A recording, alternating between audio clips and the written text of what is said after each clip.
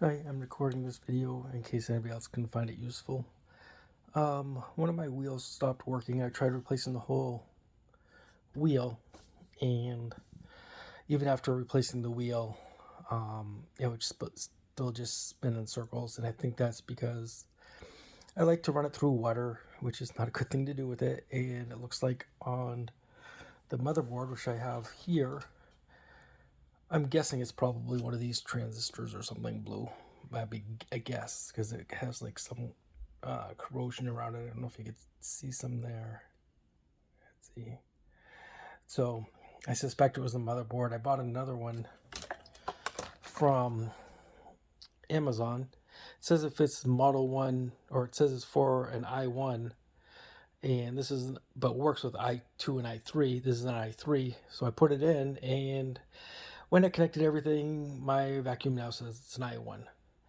What I suspect and I hope is that this chip here, which has 4 screws, normally they're, in these spots right here. This one, this one, this one, and this one. There are these little tiny screws there. I've already taken them out. And I'm going to try replacing, this looks like the SD card. So this probably has the program and everything on it.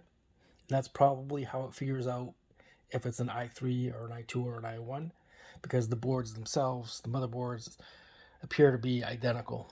So what I've done is I've taken out the battery because I've already installed the new one, and I've unscrewed the screws. So we got get it back.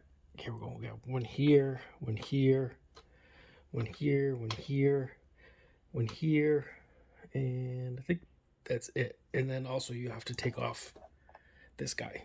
Once you do that, this will come right off. Once that comes off, take out the battery. I've already taken out the battery. And there are 2 tabs down here. Oops, there we go. 2 tabs here. If you press those in, need 2 hands for this. Pause. So you squeeze those in. Oops. And that'll allow you to take off the top. And hold on a second. Leave my foot here.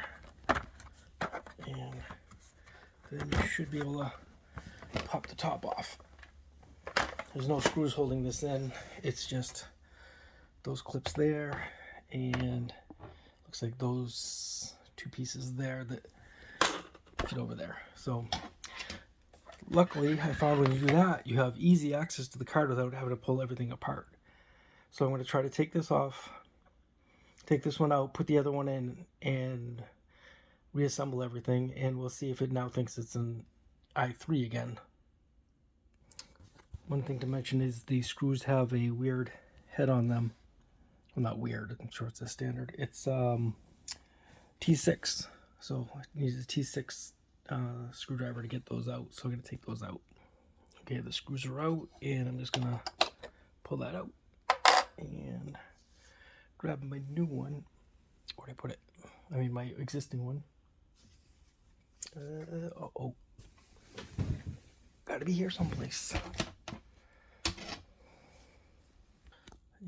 Okay, I have my old card from the i3. This is the original one that was in it.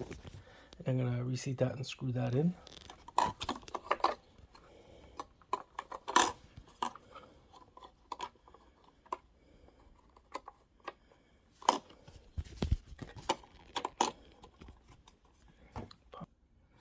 Okay, I have it almost all the way in. Just gonna push it last bit. There we go. So now it's fully seated. Grab a screw.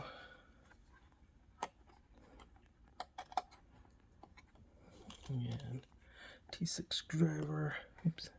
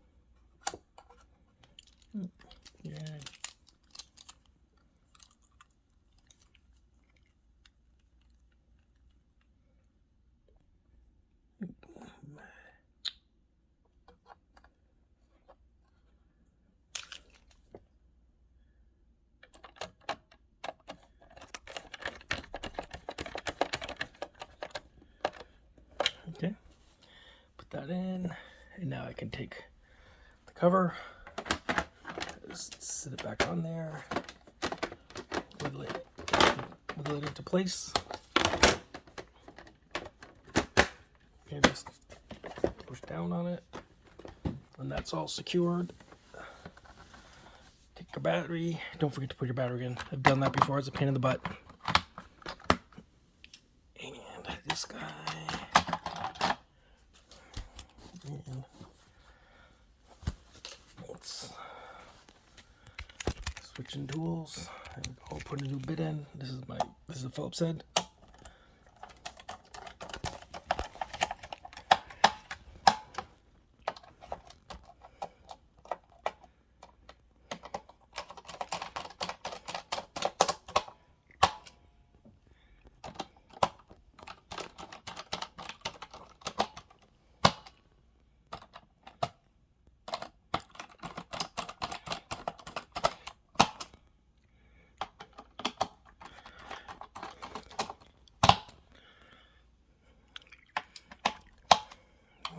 Okay, just all of them. And then this guy.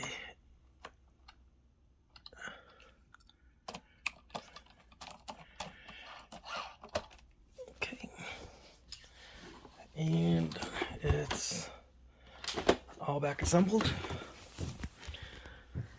And now I'll let it boot up, try to connect to it, and see what I get.